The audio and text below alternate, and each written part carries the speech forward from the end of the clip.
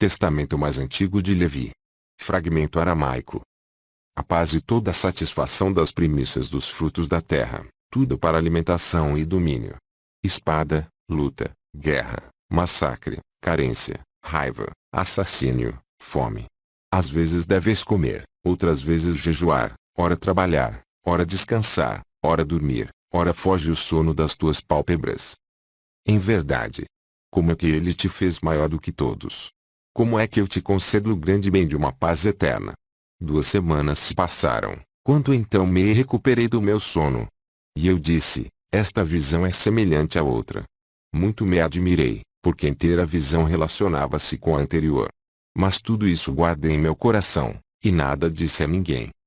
Então fui ter com o meu pai Jacó, e ele também abençoou-me, tal como fizera antes. Quando ele percebeu que tudo se cumprira conforme os seus votos, que eu então situava, como primeiro, no ápice do sacerdócio, e dentre todos os seus filhos, tendo confiado a minhas oferendas, deu graças a Deus e revestiu-me da veste sacerdotal. Assim, tornei-me um sacerdote de Deus, realizei o sacrifício das oferendas e abençoei pela primeira vez o meu pai e todos os meus irmãos. Em seguida, todos me abençoaram. Me abençoou também o meu pai, e em Betel ofereci o sacrifício das suas últimas oferendas. Depois saímos de Betel e fomos morar na vivenda do nosso pai Abraão, junto ao nosso pai Isaque. Quando nosso pai Isaque nos viu a todos, abençoou-nos e alegrou-se. Ao perceber que eu era um sacerdote do Deus Altíssimo, do Senhor dos Céus, passou a instruir-me e a ensinar-me as prerrogativas do sacerdócio.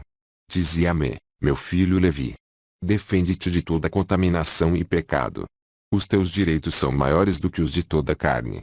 E agora, meu filho, vou instruir-te sobre a lei da verdade, nada te ocultando, a fim de introduzir-te nos direitos do sacerdócio. Acima de tudo, guarda-te, meu filho, de toda a voluptuosidade e impureza, e de toda a luxúria. Toma para ti uma mulher do seio da minha família, e não contamines a tua estirpe com a fornicação. Pois tu és um tronco santo, e santa é a tua estirpe como o próprio lugar sagrado, pois entre toda a descendência de Abraão serás denominado um sacerdote santo. Tu estás perto de Deus e de todos os seus santos. Portanto, seja a tua carne isenta de toda a conspurcação humana. Livro dos Jubileus 21, 16. E enquanto te preparas para entrar na casa de Deus, lava-te com água. Só depois veste o paramento sacerdotal. Uma vez vestido, lava-te as mãos e os pés, antes de oferecer qualquer coisa sobre o altar. E quando te dispuseres a sacrificar as oferendas selecionadas, lava-te uma vez mais as mãos e os pés. E ao separares as achas da lenha, examina bem para que não estejam carunchadas. Só depois as colocarás sobre o altar. Sei que o meu pai Abraão dava grande atenção a isso. Ele indicou-me 12 espécies de lenhas, apropriadas para queima sobre o altar, pois a sua fumaça emite um perfume agradável. São elas, cedro, louro, amendoeira, pinho, abeto, freixo montanhês, cipreste, figueira, oliveira, zimbro, murta e planta balsâmica. Livro dos Jubileus 21, 12. Essas ele me apontou como adequadas para o sacrifício sobre o altar. Deitada essa lenha sobre ele, e começando o fogo a arder, darás início à limpeza do sangue nos lados do altar. Depois disso, purifica-te uma vez mais as mãos e os pés do sangue, e principia a oferenda das partes, salgadas. Oferece primeiro a cabeça. Sobre ela espalha a gordura. Cuida que nelas não apareça nenhum sangue do animal sacrificado. Depois a peça do pescoço, e em seguida os quadris com as coxas, depois dos quadris, as pernas traseiras, juntamente com as entranhas, lavadas. E salga tudo, conforme é preciso. Após isso, vem a farinha, misturada com óleo, e finalmente o vinho, como oferenda de bebida. E por cima de tudo queima incenso.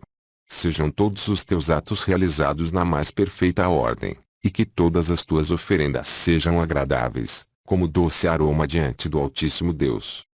Tudo o que fizeres, faze-o em ordem, segundo peso e medida. Não acrescentes nada que não convenha, e nada omitas de aproveitável nos próprios gravetos que devem ser postos sobre o altar.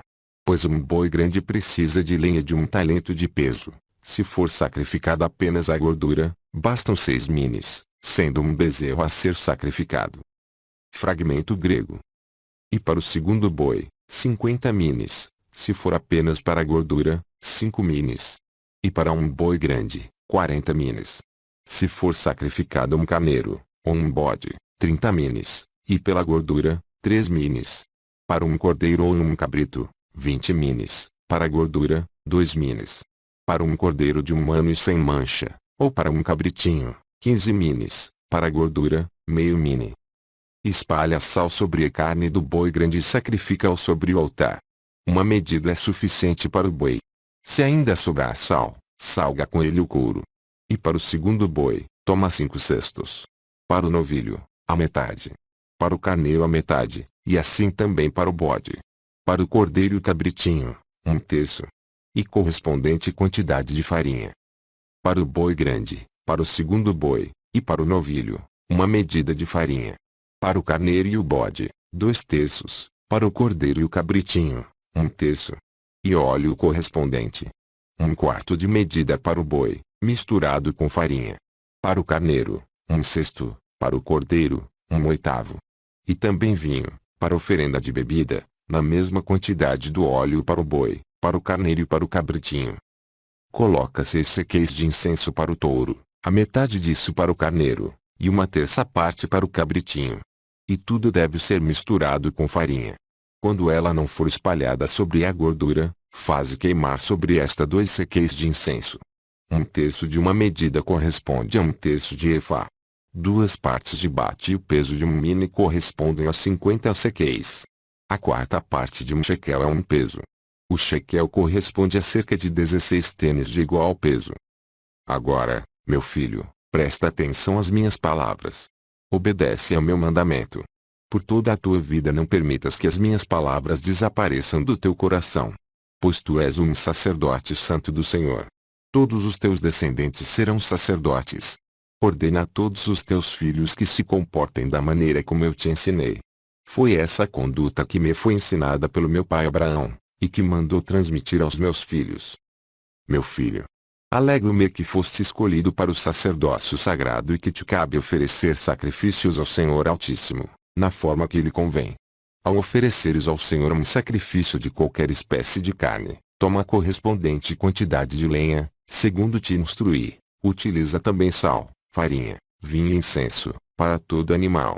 Lava sempre tuas mãos e teus pés ao acederes ao altar, e ao afastar-te da oferenda sagrada. Livro dos Jubileus 21, 16 a 18. Purifica tuas vestes de toda mancha de sangue.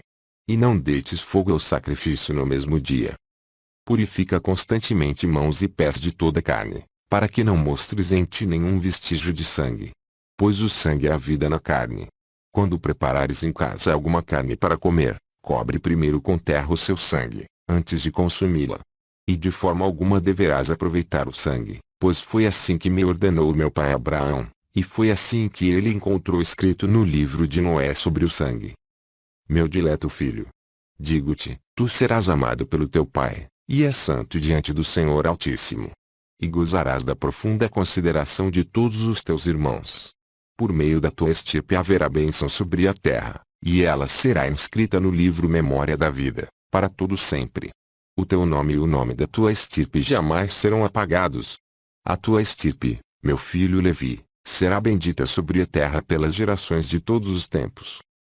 E quando se completaram 4 semanas de anos de minha vida, isto é, no meu 28º ano de idade, escolhi por esposa uma mulher da linhagem do meu pai, a saber, Milca, filha de Betuel, filho de Labão, irmão de minha mãe.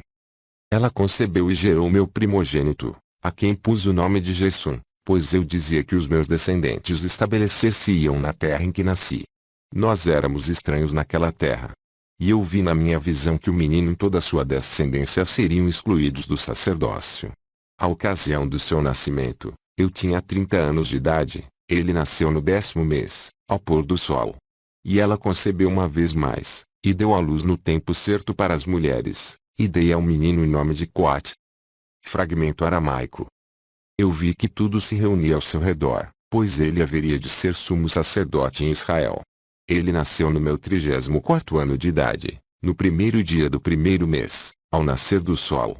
E mais uma vez procurei minha esposa, e ela gerou um terceiro filho, a quem pus o nome de Merari, por ter sido extremamente amargo para mim que ele morresse logo após o nascimento.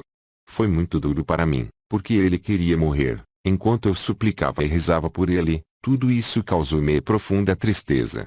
Ela havia dado à luz no terceiro mês do meu 40º ano de vida.